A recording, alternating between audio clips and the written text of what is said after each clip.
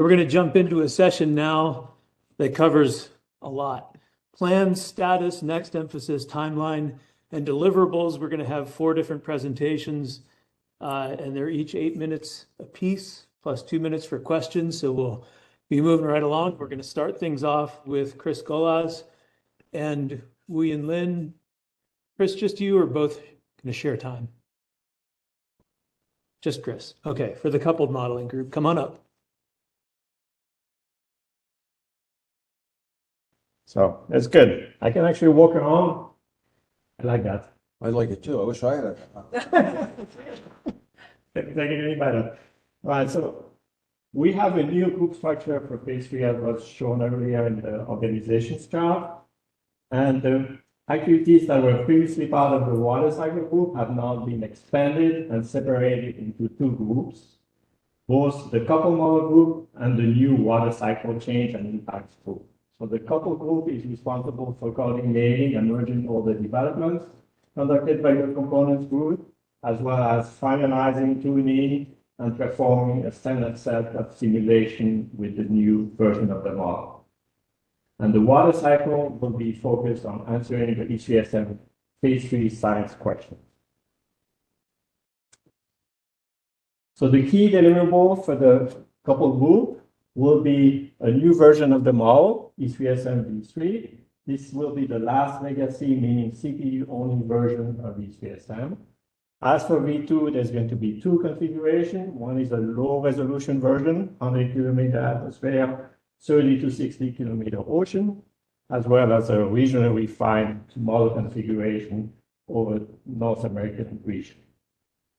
The simulation campaign that will be based on to evaluate this model will consist of the standard text simulation, a historical ensemble, and then additional simulations that may be needed for analysis of the model in order to publish a set of manuscripts documenting the model performance. Then the simulation campaign will then be expanded by the Watercycle group.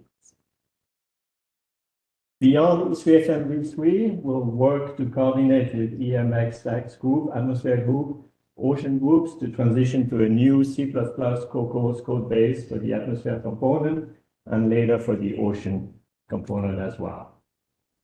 Then later in phase 3, we're hoping to do some demonstration coupled ultra high-res simulation with the 3 kilometer atmosphere and 18 to 6 kilometer ocean and sea ice, and as well as explore candidate E3SM v4 configuration in lower resolution with the EMXX atmosphere and possibly the Omega XX ocean.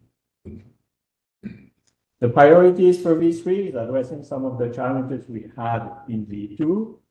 The first one is the core bias in the late 20th century when we simulated the period 1850 to 2015. We have made good progress, and with some experimental code base, we have very encouraging results. So we are hopeful that we can get there. The second one was AMOC, which tended to be weak in both V1 and V2. This has already been improved in the V2.1 model, and we're hoping for additional improvement. And lastly, we're hoping to improve both the viability and the general simulated climate. This is actually very challenging to do both at once. Sometimes it's possible to improve the viability in a model at the expense of degrading the climate. But with the new V3 atmosphere that we're working on, we're hopeful that we can actually improve both the viability and at the same time the climate, which is a significant achievement. So to achieve those goals, we are building on updated component from phase 2 and the first portion of phase 3, atmosphere, ocean, sea, ice, land, and river. For AMOC, as I mentioned, we're building up on the great work from that went into V2.1, as well as incorporate early results from the SIDAC. The cold temperature in the late 20th century, we have the Aerosol working group working on multiple avenues to address that. And as I mentioned, we have some encouraging results already. And then the variability is mostly comes from the improved V3 atmosphere. So the status in terms of where we are now, we have the new V3 atmosphere features that have been merged on master. a few of them maybe very shortly. We implemented the new code review process, which helped us catch a number of issues along the way during that implementation. And for that, many thanks to the V3 atmosphere group for working so hard to get all those features in. And we are currently running some V3 alpha configuration. The last one is alpha 02. 01 was drifting a little too much, so we started 02. Shui, who is here, can give you the latest details. We're running the PI control. It's about 100 years now. Once we have enough confidence in that, we'll do some test simulation, historical and idealized simulations. And then from there, we'll be iterating a number of times, as many as it takes until we have a good model that we can deliver to the project. Thank you for your time.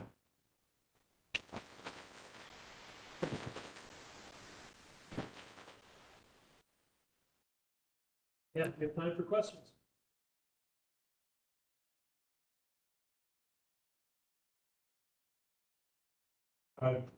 The fixes that you showed for the late 20th century old bias and historical record, you quickly summarize what were the changes to make that better? Was it parameter tuning, new processes? What did that involve? So the key was both a reduction in the aerosol forcing, fairly substantial, and also a moderate reduction in the cloud feedback. For the aerosol forcing, most of the changes are related to aerosol, the representation. We had an issue with biases in aerosol optical depth, as well as changes in the microphysics and how the aerosol interact with the microphysics. Susannah can provide more details later on in the meeting. So there's no plans for future scenario simulations in our experiment? That will be part of the Watercycle simulation campaign. Time for another question.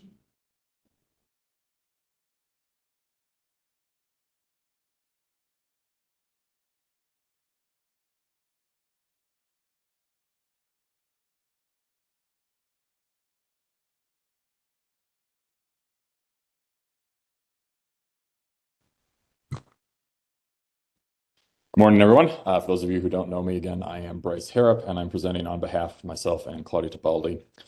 So I'm going to give you a little update and some looking forward at what the phase 3 plans are for the water cycle changes and impacts group going into the V3. So our goal is to investigate and quantify changes to the water cycle for the V3 simulation campaign. Really, we're looking to quantify uncertainty in the water cycle response to forcing. And in order to do that, we're going to build upon the low resolution V3 deck simulations that Chris Golaz was just talking about. And we'll be building and creating a large ensemble of V3 simulations targeting 100 members to examine and quantify multiple facets of uncertainty, which I have listed out here, including the internal variability, forcing pathway, and equilibrium climate sensitivity. We also want to continue to leverage our expertise in targeting higher resolution, making use of the regionally refined modeling capability, as well as the multi-scale modeling framework. So I want to run through a little bit about these uncertainties that we hope to quantify. I think this is the one that most of you will probably be somewhat familiar with already. This is internal variability. There have been a number of modeling centers, including previous versions of E3SM, that have looked into internal variability to some degree. And one of the prominent questions that gets asked around this is how many ensemble members do we actually need to quantify the metrics that we're looking at? And no surprises here. It depends on what metrics you're looking at. Fortunately, Claudia and co-authors have done some really nice work examining a series of different metrics. And for water cycle extremes, which is, of course, of prominent importance for our group, you need about 25 members. So within that 100-member ensemble, 25 members for each type of configuration will be targeting internal variability. One of the other dimensions in that uncertainty is quantifying the equilibrium climate sensitivity response. We expect that there may be some range within the water cycle responses to warming that is sensitive to the sensitivity of the model itself. And we know that there is a pretty substantial range that equilibrium climate sensitivity can take. So in order to make use or to better explore and quantify these important contributions, we'll be creating two new configurations based on different tuning parameter sets that will have unique equilibrium climate sensitivity ECS values from the default version that the coupled group is putting together. To do this, we're going to leverage our expertise in auto tuning that's being done at Sandia, and there will be more details on this at our breakout session Tuesday morning. So I won't go through all the details here, but we're targeting different parameter tuning values in order to modify the ECS. And we do have some criteria that this still makes a credible solution. So we want these alternative sets to be able to perform as well as the default configuration, or nearly as well. And we'll go into details on how what we mean by nearly as well. But the sort of rule of thumb is about within the spread of the CMIP6 suite of ensembles. So something that we would feel comfortable providing to the community. There is, of course, reason to be optimistic that this is something we can accomplish. Even just going from V1 to V2, there was a fairly significant change in equilibrium climate sensitivity. And while there were some physics changes that occurred between those two versions of the model, there was a substantial amount of changes to the tuning parameters that can give us a fairly significant drop-off in the ECS value.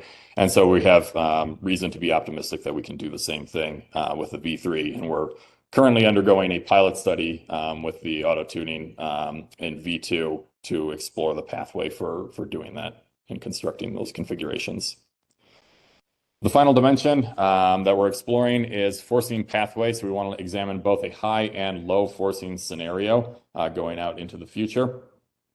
For our high forcing scenario, we're going to leverage the SSP370 configuration from the CMIP community. And this will be applied then for each of the ECS configurations that we see here. So these red boxes on the figure. We also want to make use of a low forcing scenario. We're hopeful that we'll be able to make use of the decarbonization strategies that the human Earth systems are putting together. Depending on the timeline, we may end up going with an out-of-the-box solution. But the plan right now is to work together with the HES group. And the key there is that we really want to make use of a forcing pathway that has both a warming and cooling, so an overshoot scenario. So we can explore things like symmetry in the water cycle response during periods of warming as well as periods of cooling. Now, all plans, no matter how well thought out or not they may be, there is some risk that they will not turn out the way we want. There's some risk that we won't be able to identify alternative ECS configurations that are sufficiently credible to our liking. So the alternative plan is to lean more heavily into the regionally refined modeling capability. We'll be providing large ensembles that make use of both the standard or low-res domain as well as the regionally refined mesh for both the high and low forcing scenarios. In the end, our deliverable will look something like this. So we'll have 3 unique PI controls if everything goes well, which include both the standard as well as a lower and higher ECS. And those are just sort of templates. If the default version has a fairly high ECS, then we may have 2 alternative that are medium and low. Each of those will then kick off an abrupt 4 times CO2 and 1% CO2 experiment, so we can accurately quantify the equilibrium climate sensitivity as well as the transient climate sensitivity for each of these 3 configurations. These will also serve as generating the initial conditions necessary for running the historical simulations, which will then push forward into the future for the high forcing scenario for each of these 3. And then the low forcing is just for the default because we don't expect ECS to be as prominent a feature under a low forcing scenario. In addition to the 100 ensemble member for the uniform low resolution, we plan to have a large ensemble then for the RRM. Depending on computational resources, this may be limited only to historical. If it ends up being faster than we expect, we can branch that off into the future as well. And then depending on how many GPU cycles, making an ensemble of the MMF as well. And I've got numbers here, but these are all subject to change depending on computational resources. So I think I'm right on time. So with that, I will say thank you, and I'm happy to entertain any questions that anyone has.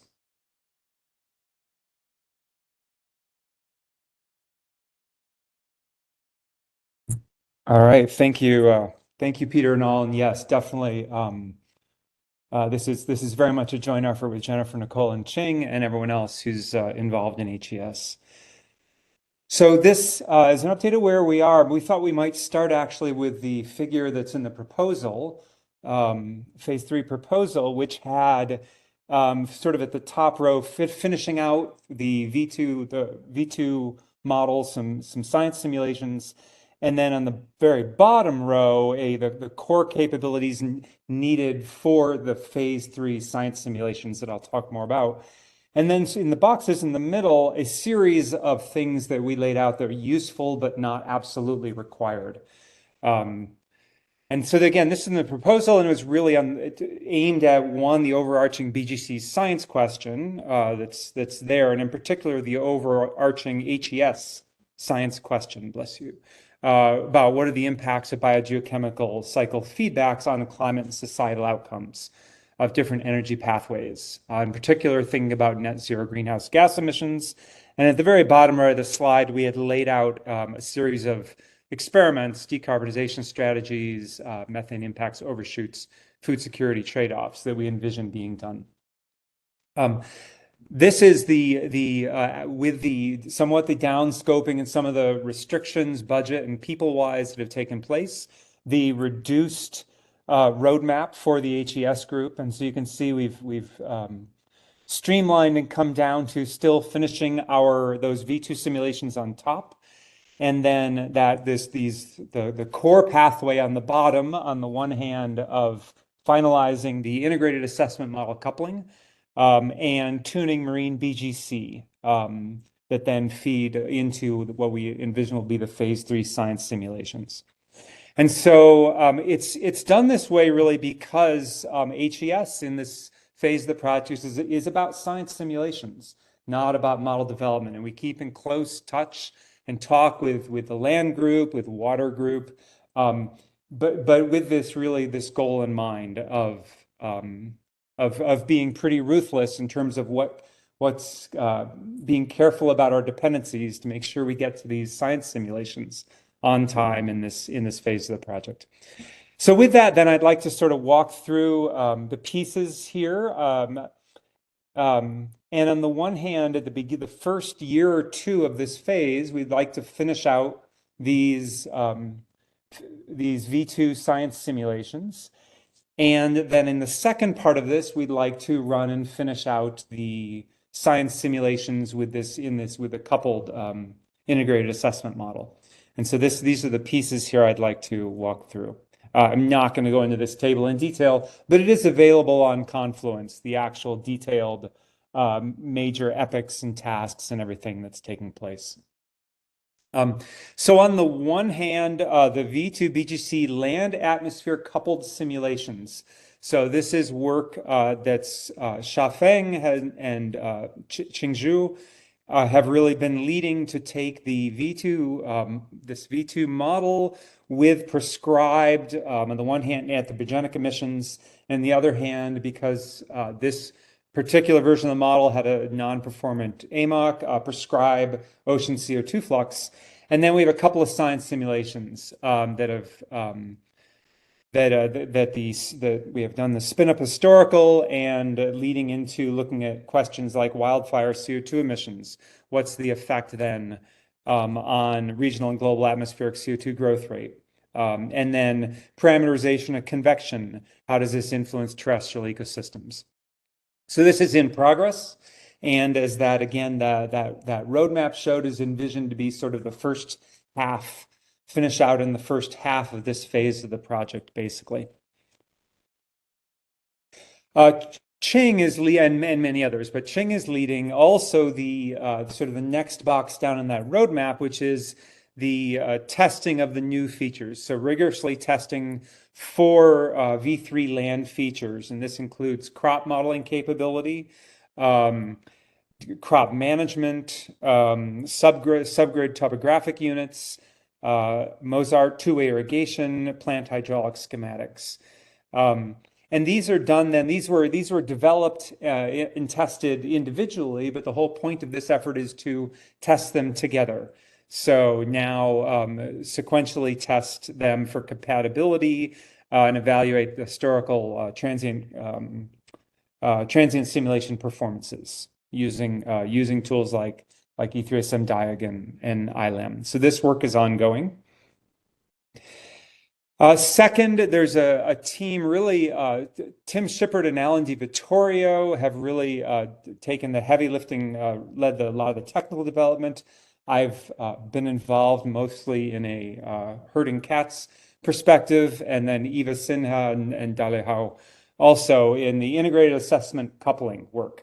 So this is the effort to bring GCAM, the integrated assessment model, the human box in the lower right there, as a first-class component in the E3SM system, communicating through the coupler with both land and atmosphere. This has been rebased. We've rebased E3SM v2, updated to the latest version of GCAM 6, which was just from last year. And this features 5-year land feedbacks, and we're now at the stage of really testing multi-decade runs of the coupled system. In addition, Tim Shippert has been leading the coupling of GCAM in the atmosphere. So human activity through aircraft emissions into the atmosphere, and that is actively being tested now.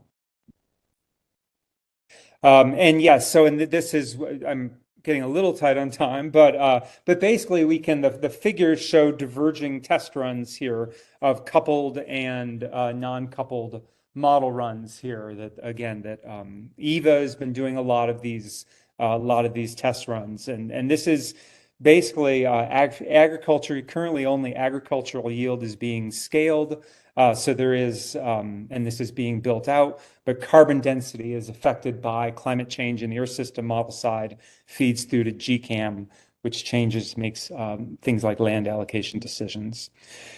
Nicole Jeffries and others are working on the marine biogeochemical response to CO2 uptake. And so the top figure is the total air CO2 flux and shows improvements. We're going to dive into this in the breakouts, but shows improvements in the historical ocean CO2 uptake from physics improvements in phase 2.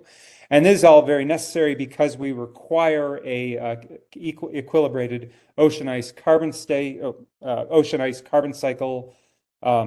and a generally robust and performant marine response in terms of CO2 uptake in both historical and moving into future simulations. So this will be in the breakouts.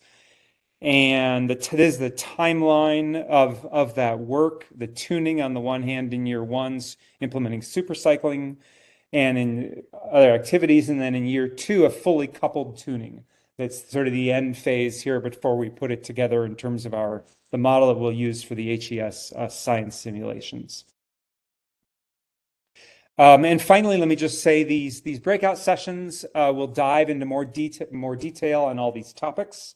Day 2 will also feature a detailed walkthrough. Eva and Alan are going to lead through in terms of the actual, what does this look like, this new human Earth systems model coupling, both in terms of the mechanics of how you make it work and the science that it can enable, the kinds of science questions you can ask with various performances of the model system. So with that, thank you, and I'm happy in a minute here to have any questions.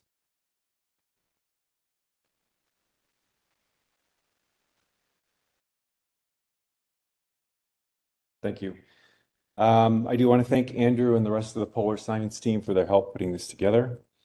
I'm going to go in a slightly specific to more general order here. So I'm going to talk about, just briefly review some of our configurations we're working with, talk a little bit more specifically about the unique capability we have in E3SM with ice shelves and global coupled models, some of the simulations and analysis we've done to date, some of the biases that we're dealing with that are hindering further progress, brief tangent on tropical to polar teleconnections, and then maybe revisit phase 3 polar objectives and try to make some broader conclusions there. So we talked about these configurations a little bit already. Ruby reviewed both of these, so I won't go into too much detail. But the North American configuration is useful for us because we have high resolution in the Arctic, eddy permitting in the ocean. The Southern Ocean refined configuration here, we have similar, we have down to 12 kilometer resolution around Antarctica, so eddy permitting around Antarctica and the ice shelves that we're interested in down there. Within the broader community, there's only 2 models that we know of that are currently working on circulation of ocean under and within ice shelf cavities. That's the E3SM and ourselves. This is, of course, important because the melt rates that happen under these ice shelves are the main things driving the dynamic mass loss of the Antarctic ice sheet. And this is one of the largest uncertainties with respect to sea level rise. What's going to happen with these ice sheets? And in order to understand that, we need to be able to simulate how those melt rates are changing over time. So we've probably put more effort into this than anybody else we know, and at least from a global modeling perspective. So we spent a lot of time trying to understand what you actually have to do in the model to get realistic melt rates out of it. It's pretty challenging in a coupled model, especially at low resolution. We focused on understanding what are the actual implications of when you do this in a model, how does that change things for better or worse? There are significant regional impacts, global impacts as well. And then there's a lot of interesting new physical processes happening that may be realistic, but may not be realistically expressed in a low resolution model, just because of the limitations there. So we've done a lot of hard work understanding this, and we're kind of finally getting to the point where we have a little more confidence in what we're doing. Maybe one of the most significant things we've learned is that this may not be possible to do in a standard low resolution model or not do well.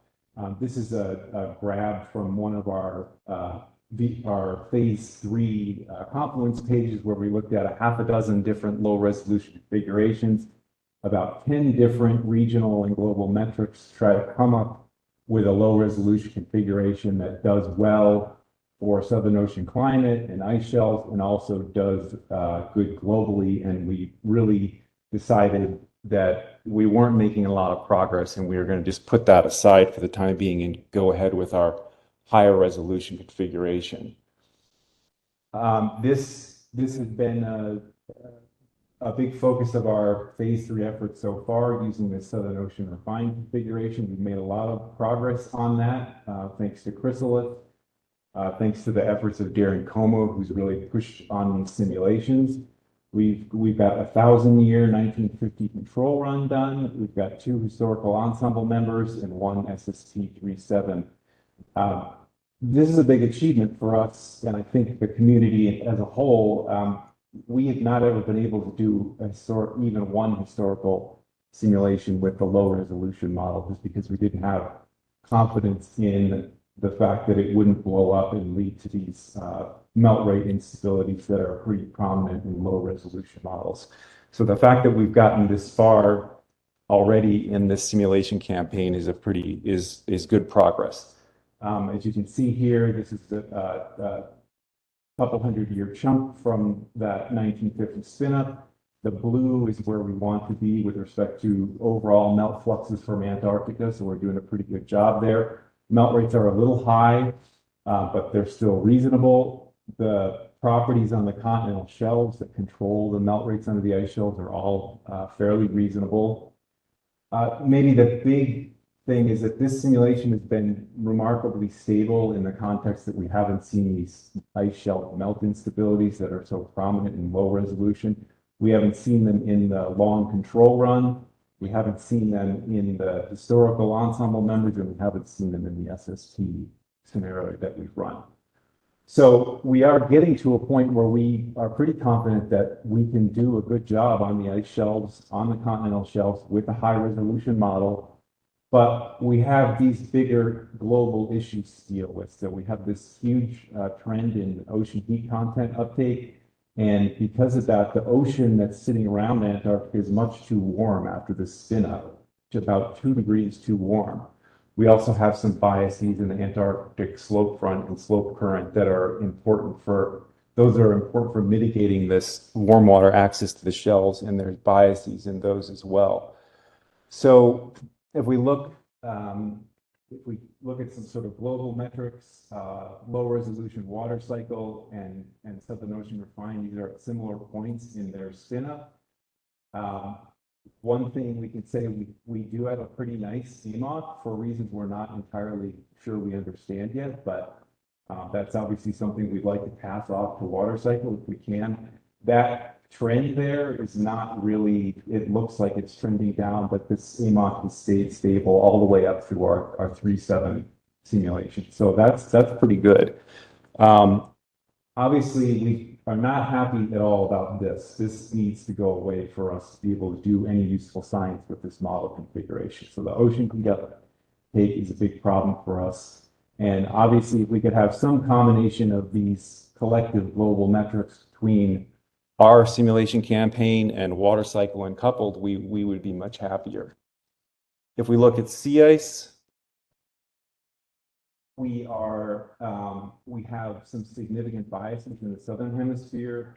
The winter maximum and the summer minimum are both trending negative over time. The actual trend is positive. There's a lot of noise in here, so there's not confidence in this trend, but still there's big biases in southern hemisphere sea ice. Similarly, we know our extent in summer and winter are both too low. I'll let you ask Andrew about some interesting issues with the drift bias versus observations. Northern hemisphere, we're doing a little bit better. The trends are closer to observations. We still have this long-term problem where our winter maximum extent is too high. Andrew has done a really nice job of packing most of the information on these plots and in this tables into a single figure, which I'll invite you to visit this poster and talking about in a little more detail. This shows both southern hemisphere and northern hemisphere sea ice extent and volume in a phase space plot. So where blue and red are low and regionally refined resolution ensembles relative to observations here in yellow. And if you sit down and parse this plot, it tells you a lot about what needs to happen in the models to get ourselves better in line with observations, but it also tells you that we have significant biases in skill right now with the sea ice model as well. So I'll finish up here in just a minute. Zooming back out, the biases that are kind of hindering us from going forward are polar in nature, but also global in nature. The efforts that we've put forward to address these biases so far in the cryosphere campaign in phase 2, and now in the ice campaigns in phase 3, have not been very successful at getting rid of these biases. And in order for us to make progress, we're hoping to spend a little bit more of our effort working with the coupled model efforts and the Watercycle and other parts of the project to address some of these coupled model biases that are kind of plaguing the whole project at this point. A brief aside from what we're doing, we seem to be doing pretty well, and it's very important for the Antarctic are these polar tropical teleconnections which control or at least impact sea ice concentration and location around Antarctica. They also have a big effect on how and when the warm water gets up on the continental shelf and melts the ice shelf. We actually have a pretty nice expression of the ENSO signal that excites this Rossby wave train that propagates down to the Amethyst Sea low. This is just one example of a plot from Shaocheng. We're going to talk about more of this in the polar breakout in Shaocheng's poster. So I encourage you to go visit him and talk about that. And lastly, zooming back out, these are. And I'll ask Luke or somebody else to jump in, but the jump in resolution at the transition, I think you tend to focus the shape of the isopycnals, and the heat sort of gets ducted down there right into the Southern Ocean. And we started out looking pretty good in our spin up in 1950s, but by the time we got to 1,000 years, that we'd added about 2 degrees of temperature to the ocean. So Okay. It is that. Yeah. It does seem like there's a dependency on resolution for sure, but I don't know that we understand it. Yeah. But we have had in the low res as well, as everybody knows, we've had a problem of ocean heat uptake that's been hard to fix. Hi, this is Xuezheng from Livermore. Yeah, I'm particularly curious about the AMOC from your Southern Ocean IM simulation. And you mentioned it's surprising or you are no reason, but could you explain a little bit more if it's possible to get it in a couple of simulation? Because now V3 integration model still got a pretty low AMOC. Yeah.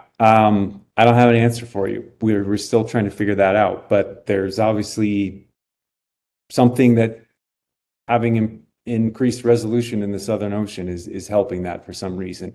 There is moderately higher resolution up through the Atlantic in that configuration, but I don't think it's enough to make a difference. We've looked at that pretty carefully before, so pointing it out here is just a way of saying I think maybe the broader coupled modeling effort has things to learn and benefit from the polar effort and vice versa. So the data is archived. People can model. There is a low-res Yeah. I'm not sure where. I don't know if it's archived anywhere public at the moment, but we can make it that way if we need to. Thanks. Sure. Just note that we're into our general Q&A line, so we can have questions for one, or we. No, I can sit down.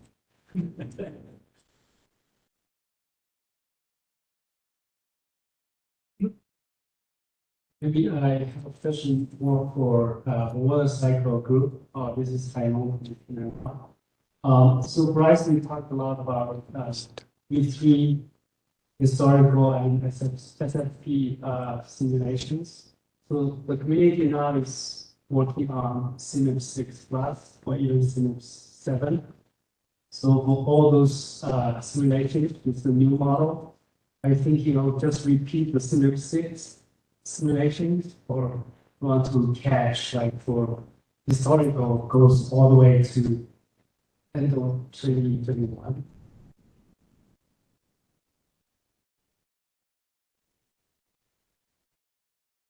That's a great question. I think at this point we're leaning towards just continuing to see those six efforts, just because we expect if we start updating all the input hosting files, probably our students will need to change again.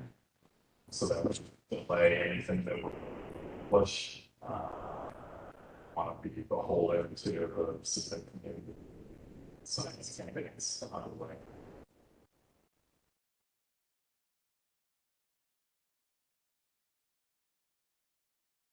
I have a question for Chris, or potentially Guido as well.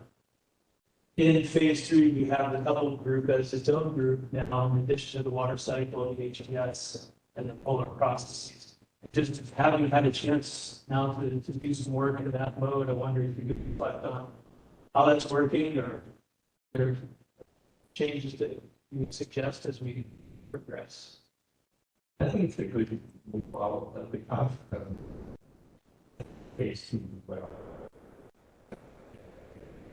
The model for the models that cycles community, but also a model that could be used at the same time as conducting all the analysis with the model. There's a significant amount of lag time between do the simulation thing and do all the papers we get present. These three was going to when in the meanwhile. If we want to keep the very high schedule of having a model release, so comprehensive job of the night. Other perspectives on that from your leaders?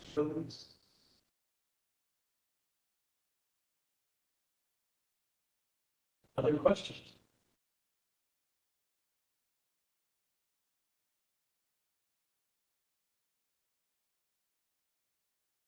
Not seeing any, we are going to move on to our break. This is back here. Dave, you want to stay on the published agenda schedule?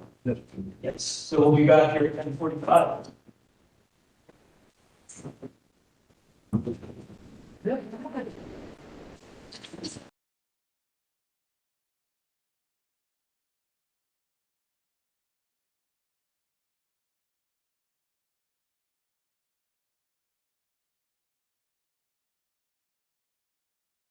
Thank you. Good morning, everybody. I'm Susannah Burrows. I am the lead of the Aerosol Working Group, which was formed about a year ago to identify and to diagnose and address biases in aerosol and the aerosol forcing in E3. I'd like to, before I continue, acknowledge this has been a team effort. Key contributors are listed here on this slide. And I also would like to acknowledge the E3SM V3 atmosphere development team who has put together the new atmosphere features in the V3 model that we're working on now to finalize. So I want to give, just as a little bit of background, a quick explanation of something Chris mentioned this morning, which is the reason the Aerosol Working Group was formed, which was in response to this persistent problem that we had in E3SM V1 and V2, that the model failed to reproduce the historical temperature trend and instead had a very strong cooling in the mid-20th century. And this was attributed to the aerosol forcing and the model's response to that, which occurs, which is strongest during that time period. And so it was identified that if we could reduce the aerosol forcing, it would likely improve agreement with the historical temperature record. And in March, we had a simulation, a coupled simulation that confirmed or corroborated that hypothesis. So in this simulation, we had a much lower aerosol forcing in the atmosphere model, and we produced this beautiful magenta line, which agrees almost perfectly with the observations in gray, whereas the V1, V2, and V2.1 models are all producing a low rise of temperature in the mid-20th century. So this gives us some confidence that with a lower aerosol effective radiative forcing, we can improve the agreement with the historical temperature. So I want to give you kind of a little bit of an overview of how the aerosol effective radiative forcing, ERFR, has evolved over different versions of the model. Starting in V1, we had a really strong aerosol forcing, minus 1.6. This is kind of at the stronger end of the observationally assessed ranges, and also stronger than most other models. In V2, it was reduced to minus 1.33. And in this version that we ran in March to produce this beautiful agreement, it was only reduced to only minus 0.7, which is a huge reduction from the V1 and V2 values. That was the result of changes in both the aerosol indirect effect and the aerosol direct effect, which are shown in columns 2 and 3. And you can see that the indirect effect of minus 1 is right in the middle of assessed ranges from the IPCC and the Bell-Wangerl assessment. But the direct effect in the V3 development version is a positive value of about 0.23. This value should be negative according to observations. And so that's one of the biases we are still going to need to address. But we did get, with this version, a much better simulation of the historical temperature, which gives us some hope we have a path to do it. But after March, the story has become a little bit more complicated. So due to some very careful testing work by the Aerosol Working Group, we identified that there was an issue that led to different results on different machines.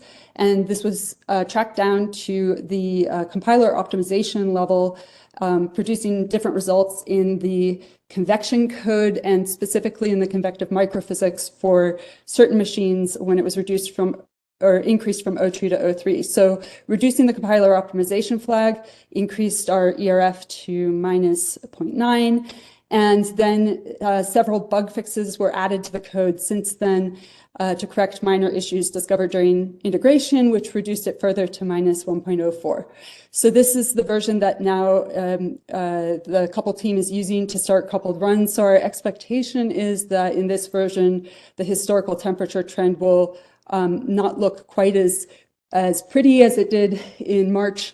That will have a stronger cooling than the observations support, but we'll have to wait for the historical run to be done to know for sure. So in the meantime, we've done some work on understanding what exactly caused this reduction in ERF, and two of the key changes that contributed to this have to do with the cloud microphysics.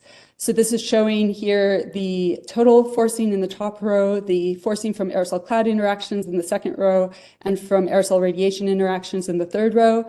At the left, you see the baseline results from a recent development version.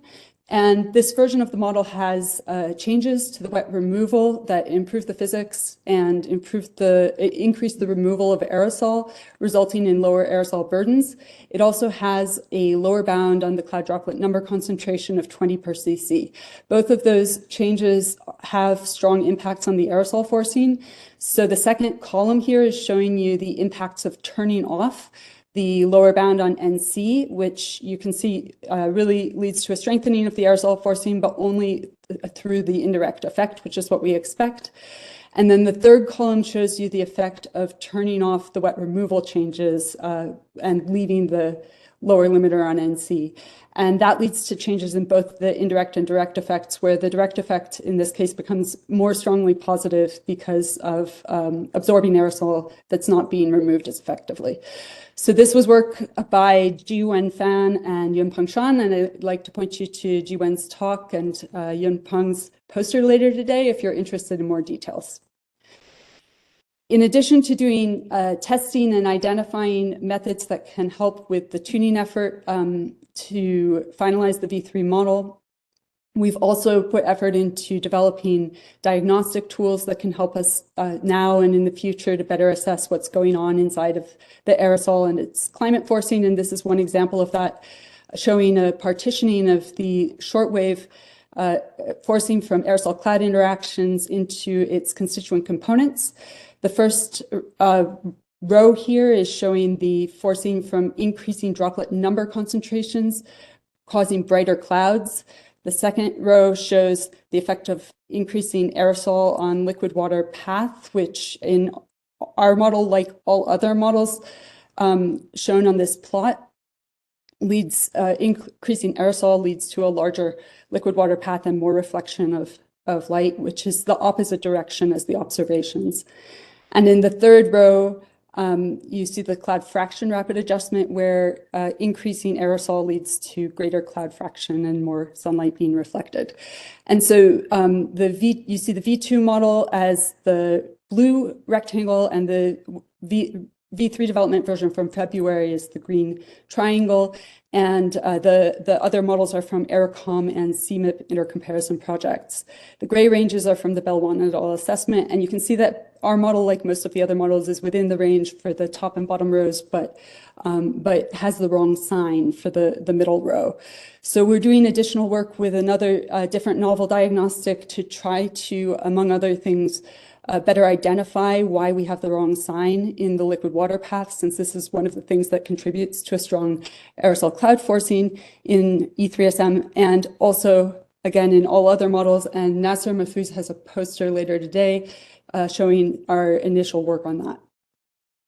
So right now, what are we doing? We're reassessing aerosols and ERF during the final V3 tuning phase, working closely with the coupled group to identify remaining biases and propose and evaluate potential retunings. And then we'll harden the diagnostics that we've produced into reusable capabilities in E3SM diags or other project maintained tools. So that's what I have. Again, I'll point you to the posters and breakout session talks for more details. And finally, I just want to take one moment to advertise that we are hosting the Aerosol meeting at PNNL in Richland this fall, and E3SM is one of the co-sponsors. So if some of you are interested in that area, we hope to see you there. And the abstract deadline is August 15th. So I hope that was okay for me to put in a plug since we're co-sponsoring that. And I'll stop there and then take questions.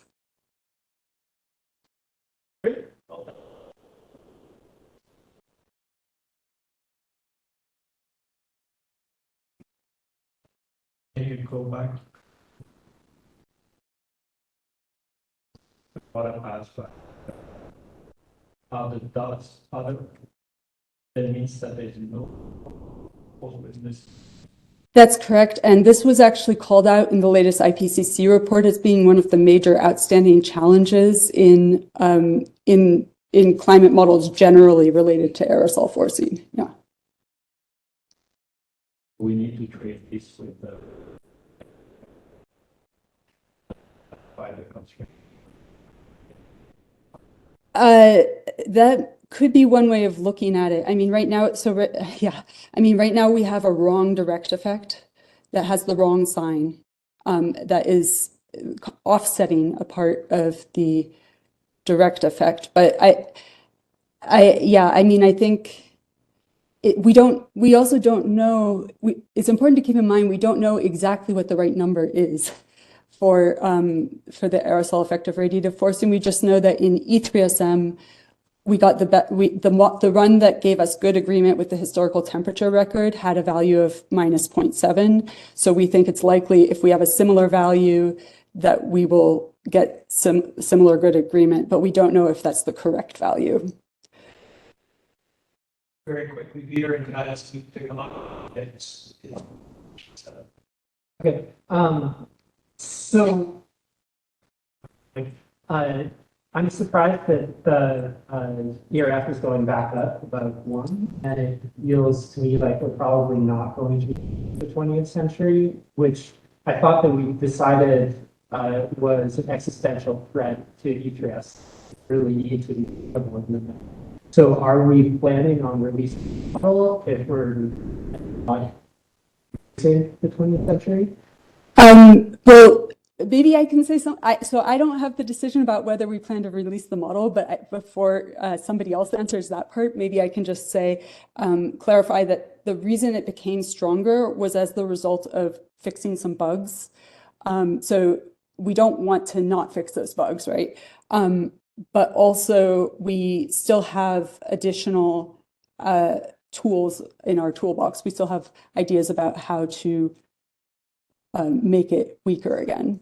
So it's not that we don't have any options, but I'm not the one to decide if we're going to release it. If we can take that up again. Yeah.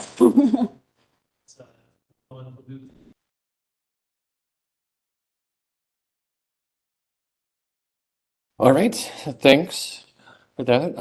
For those who don't know, I'm Luke VanRoekel from Los Alamos. I've been leading the AMOC effort for some number of years. Can't remember how many. A long time, it seems like. This is an effort amongst a lot of people as well. I list a few here. Alice, Leanne, Mark, Kat, Yemi, and Karthik as well. And now we have contributions from the SIDAC project I'll also mention toward the end. So, where we come from, a little crash course, very, very basics on what the AMOC is. So it's this large-scale circulation that transports a lot of heat northward, linked to lots of different climate features, changes in hurricanes, droughts, etc.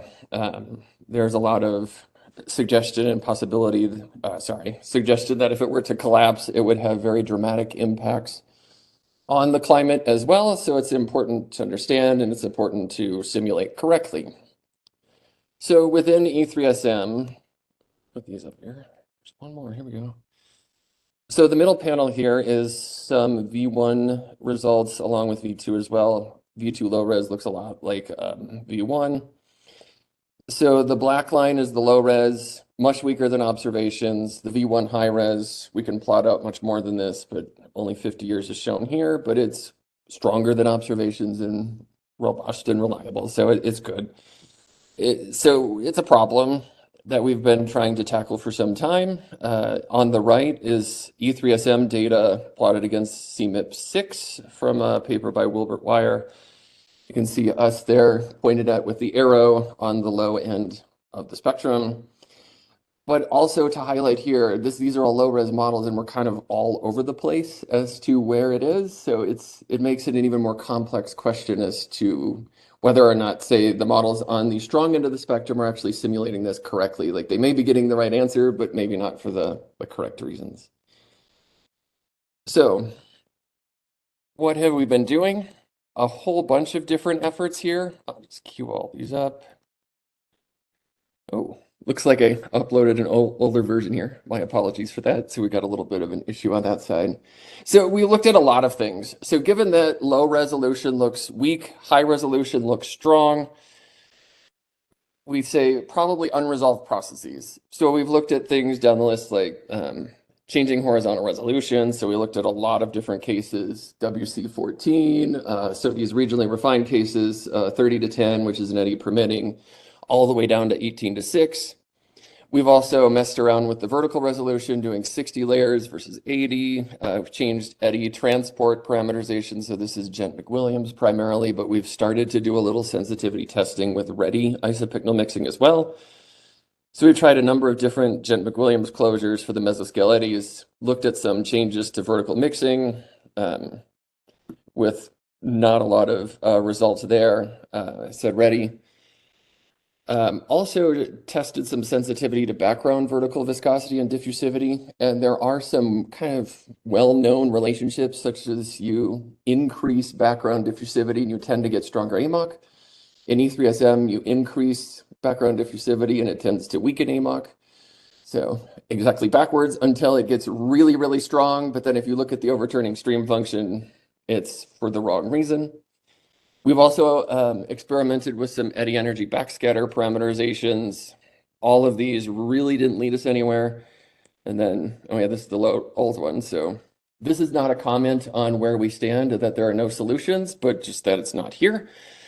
What really pushed us forward in V2.1 was the addition of a submesoscale eddy parameterization. So a bit of missing physics that kind of counterintuitively improves AMOC. You'd expect that submesoscale eddies tend to increase stratification in the upper ocean, which you say limits deep convection, which limits the AMOC. But I'll come back in a second as to why that might be. So what happened here on the left, you can see the improvement from V2 to V2.1 in the red to black, where we were around 12 Sverdrups or so. We also have some really nice improvements in mixed layer depth, sea surface temperature, and sea surface salinity. So we still have quite a bias here. I don't know if I can use the cursor over there. But you still have a fresh bias in the North Atlantic, but it is reduced. The sea surface temperature is reduced. Mixed layer depths are better. In particular, in the Southern Ocean, they are closer in line with the Argo observations. So again, missing a little text, but I can tell you about this. So why does restratification improve AMOC? And as we've thought about it, our sort of leading contender here is that it improves the sea ice edge, such that we have less freshwater flux, anomalous freshwater flux into the ocean, which allows more deep convection to happen. So you can see that here in a plot of the ice edge bias with V2 on the left and V2.1 on the right. And we've pretty nicely improved this. So definite progress here. As we've moved forward, some work that's arising out of the SIDAC project is shown here in these plots. We've taken a look at the SORM run that Steve talked about earlier. We've been looking at that pretty closely recently. This is a transect along 34 South shown at the top two panels. The left panel is reanalysis. The right panel is the SORM run, averaged over the last 500 to 600 of the 1950 control. So what you'll notice here is the top layer, the surface water layer, is not unreasonable. It looks pretty good relative to reanalysis. The deep water is not too bad either. but you'll notice we're absolutely missing the Antarctic intermediate water. And what this could mean is illustrated here in the bottom panel. This is a scatter plot showing on the vertical axis AMOC strength versus what's called FOVS, which is the net freshwater transport through 34 South. In addition, this is primarily used as a metric of AMOC stability, where when this metric is negative, you tend to be bistable. So you have a on and off state. And when it's positive, you have a very robust on state. So all of the CMIP6 data is plotted along this line. There's a pretty nice relationship between FOV and AMOC strength, where models with positive FOV tend to have strong AMOC, such as CESM, which is shown in the red and blue dots. So right here in the middle. One kind of interesting nuance is the observations are actually over here. So they have strong AMOC, but negative FOV. But one thing that might give us some hope that this Antarctic intermediate water really matters is that as we're down here, if we were to introduce this Antarctic intermediate water, it would push us to higher FOVs and hopefully to stronger AMOC. So some work that's still, we're doing a lot of analysis across the globe and across a lot of different simulations. We're working on perturbed parameter ensembles. And in conjunction with the couple group, we're working on some strategies on what to examine next. The Omega breakout this afternoon is dedicated to that. And again, as mentioned, we like to have backup plans. So the backup plan here is to examine a high resolution ocean, this 18:6 ocean with the low resolution atmosphere, in hopes that that gives us a robust AMOC. So thank you very much.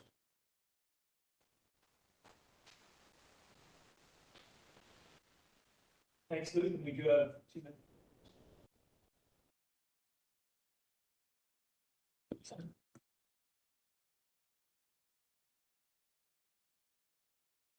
Thanks.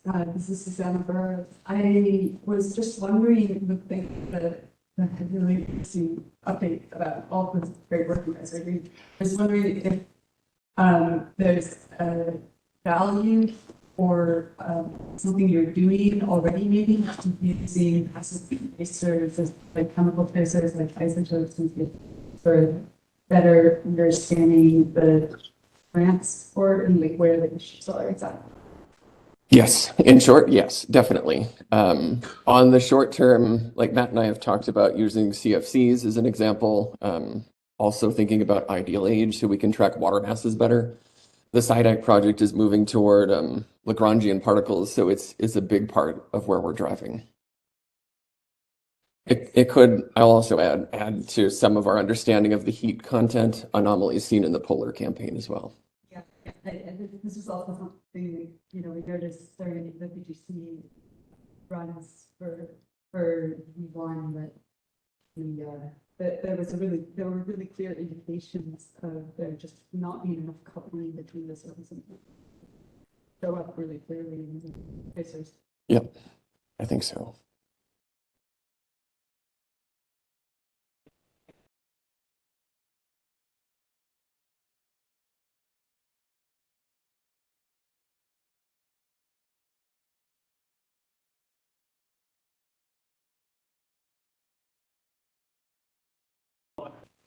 All right, thank you, everybody. So I will present the first few slides, and then Shaocheng is going to present the one specifically on the V3 atmosphere because he can do a much better job than I for that. So some of the features that we're anticipating for V3. So V3 is an evolution of V2. It will come in 2 main configurations, low-res North American regional refined. The grids will be mostly similar to V2 with some updates. And maybe one of the biggest changes, we are considering using the tri-grid, which is moving the land onto the same grid as the river transport model, so we can have closer interaction between those 2 components. But the components themselves have many updates. Starting with the land and river, as I mentioned, we're considering transitioning to the tri-grid configuration. So the land and the atmosphere on the same grid. this will enable the new features like water management. And that work was started actually in V2, but it could not complete in time. So we're hoping to implement it in V3, and it's also being done in V2 BGC. There's other aspect, which is we plan to have the new interactive vegetation to replace satellite technology. If we can achieve this, this will be a much better way, much better path towards developing the HES version of E3SM, because the land component will be much closer together. On the ocean side, some new features for the V3 simulation campaign, an updated way to generate partition files, which will make it much more flexible to run the model, updated mesh with new initial and improved initial condition. Ready mixing still has some updates, which we're hoping might help with the simulation overall, the quality of the simulation, and top drag, ice shelf melt fluxes, and then some other features that are related for ecosystem project. For the CIs, the big thing is that the CIs will include ice pack column physics, including flow ice size distribution, enabling wave-ice interaction. So this is a major undertaking, revisiting the sea ice column physics. In that effort, much of that effort has already been undergone, and significant problems were found in the sea ice physics. And so we are moving towards a much more physics consistent with ice pack, and also with where we have significant more confidence. And if you want more details, you can ask Elizabeth or Andrew about all the details. So I'll stop here for now, and I'll let Shaocheng take over. So thank you, Chris. So I will provide a little bit more details about the new features in atmospheric physics that we made through the big effort from the phase 2 next generation model development. So those improvements were made for two major purposes. One is to enhance the E3SM capability to couple with other system model. And another one is to reduce the outstanding bias we found in V1, V2, specifically relevant to cloud precipitation and also the cloud aerosol forcing. So this slide shows the new, I cannot see it here. So this slide shows the new features we introduced to the atmospheric chemistry and the aerosol. For this purpose, we implement interactive atmospheric physics that includes 32 transported species that are very important for our E3SM model for future projection of greenhouse gas. The interactive chemistry module is coupled with the improved representation of natural aerosol, the second organic aerosol, and also stratosphere sulfate aerosol, as well as the dust emissions. In addition to that, we also improve the wet removal processes that will help to reduce the model bias in aerosol direct and indirect forcing, and also we improve the physical processes coupling process. That is a collaboration work with one of the SciDec projects funded by DOE. The PI is Hui Wan. So for reducing the large bias we found in cloud and precipitation and the aerosol cloud interaction, we dramatically improve the representation of cloud microphysics and also convective processes. Four major new features we introduced to E3SM for V3. One is the P3 scheme to replace the MG2 for the stratiform cloud microphysics. That will help to improve the representation of ice physics and also the aerosol cloud interaction. We also introduced a more sophisticated cloud microphysics for convective cloud. So this is based on Guangzhang's paper on 2011 that really helped to improve the connection of convective cloud and the aerosol processes. We also introduced a multi-scale coherent structure parameterization scheme. The MCSP tried to include the mesoscale effect from the convection processes.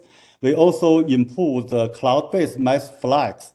We call the cloud-based mass flux adjustment based on make it more linked to the large-scale dynamics that try to incorporate the large-scale dynamic forcing on deep convection.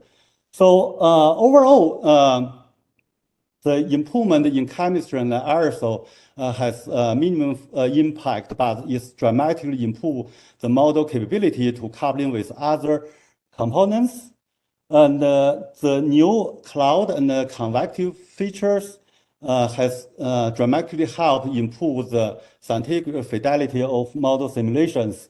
Specifically, we got in general a good or better mean state, but dramatically improve the tropical variabilities and the dynamic cycle. I'm going to show more samples in my next day's presentation.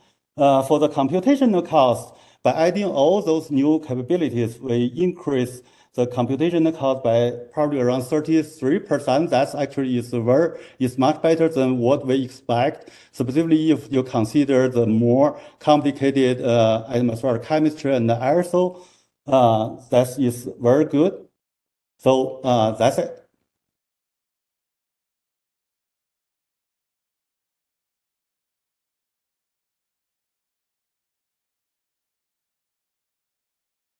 All right. So it'll take less time for me to go through this and then to wait for it to come up, but that's okay. So this was a note in, I can't walk. People can't hear me if I walk. So this was a note in Shaocheng's presentation, and it's one that we've been focusing on a little bit since the phase 3 review. This has all come about a little bit after the phase 3 review with the increasing emphasis on machine learning, AI, high resolution, and digital twins. The feeling is that the E3SM v4 should be at the center of connected system and the foundation for the modeling component of a digital twin. So what does that mean? Well, you saw this slide, a version of it before, but I've added a little feature up in the corner. There you go, Luke. So we've added Omega to this. We've really accelerated the we've increased the priority for the development of the Omega model using the same strategy we did for SCREAM or EAMXX, so that we can get the high resolution on an exascale machine with the atmosphere and the ocean. So this is a big change from what we had before. So we hope at the end of phase 3, and this is an aspirational goal, it's not one that we can guarantee, but it's one we're going to try very hard to make, is a coupled high-res system with Omega and EAMXX. We won't have a full model for all applications and all resolutions, but by the end of phase 3, we hope to have this system running. So that'll be, high-res V4 by 2026. So that's where we're heading for. We've thought a lot about it, but it puts us on a direction. It is making use of the technology that is coming, that DOE will support, and puts us on a path for a continuation of something we're already good at. So I think that is all I have. Now, I'm sure there's a million questions that will result from this. So I'm going to take any of those right now if you have them. No question. Okay, here we go.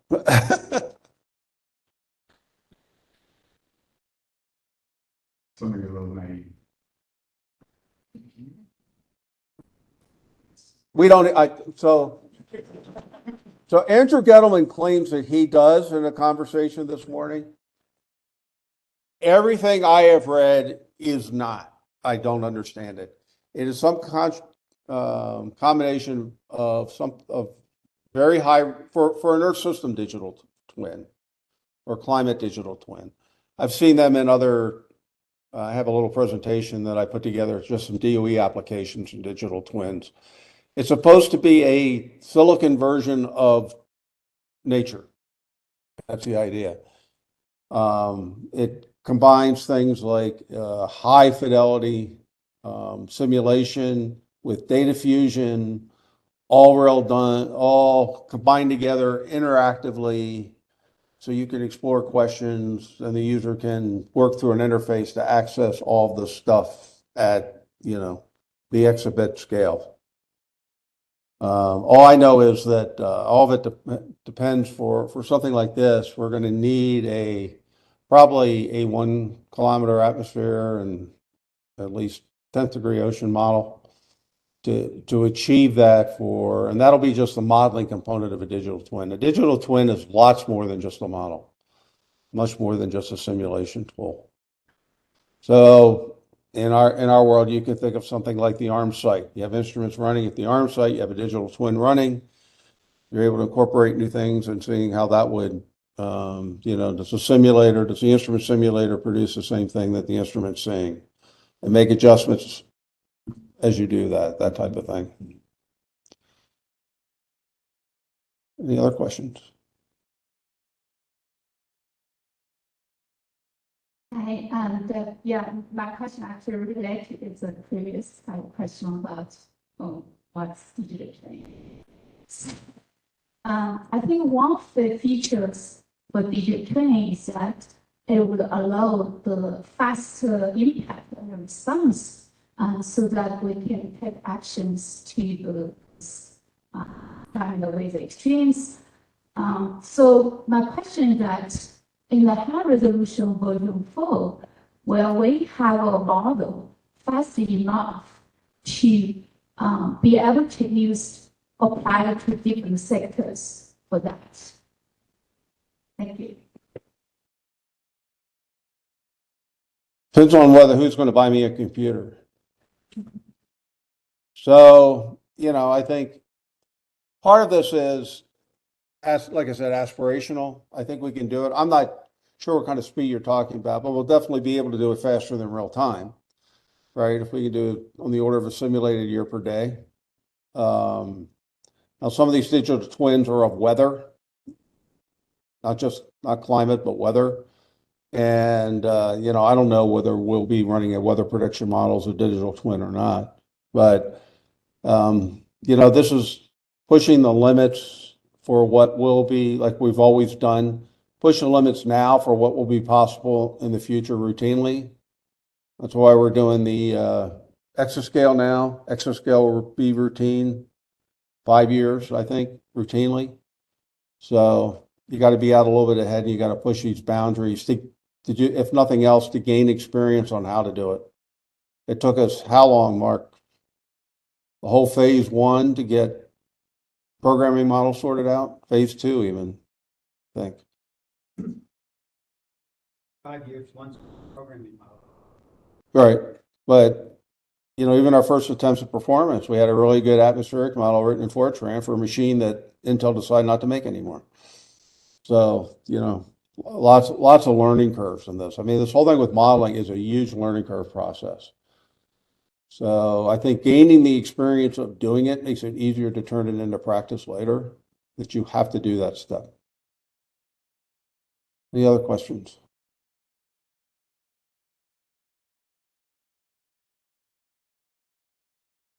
Okay. Peter, thank you. Adam, thank you.